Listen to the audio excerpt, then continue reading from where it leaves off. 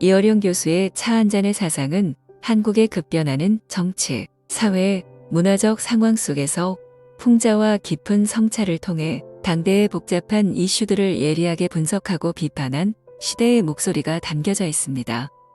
1960년 26세 때 청년 이어령은 서울신문에 파격적으로 최연소 논설위원으로 발탁된 뒤 여러 신문사의 논설위원을 역임하며 삼각주, 메아리, 야적, 분수대, 만물상 등의 칼럼을 쓰며 논객으로 활동했습니다. 마음명상은 교수님의 칼럼에 대한 재해석이나 설명보다는 시청자 여러분들이 스스로 해석하기를 원합니다. 1960년대 과거의 상황이라고 보기에는 2024년 현재와 너무나도 닮아있고 당시의 문제점이 곧 현재의 문제점이기도 하기 때문입니다. 앞으로 연재될 영상의 형식은 1960년 청년 이어령의 칼럼을 그대로 읽어드리고 정치, 사회, 문화적 해석은 시청자들의 몫으로 남겨두겠습니다.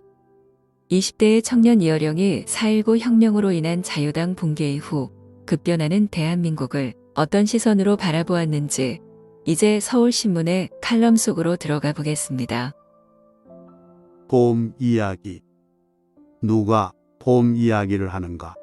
목덜미에 바람은 차고 강물은 원체로 흐르지 않는데 누가 귓전에서 봄 이야기를 하는가?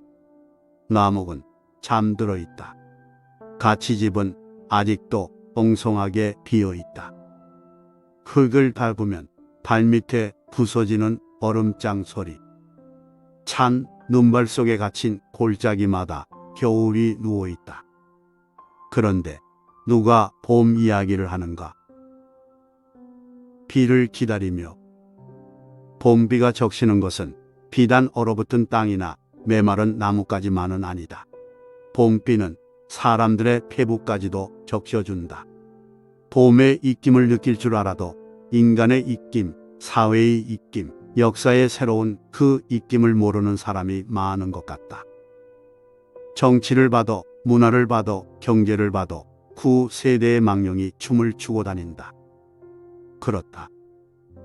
봄이 오면 겨울 외투를 벗을 줄 알면서도 새 시대가 오는데도 아직 그 시대에 낡은 사고를 걸치고 다니는 사람들이 너무 많지 않은가?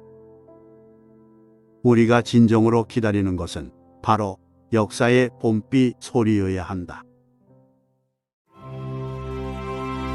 마음 명상은 좋은 책 인생 멘토 명상음악 학원 명상 시리즈를 연재하고 있습니다.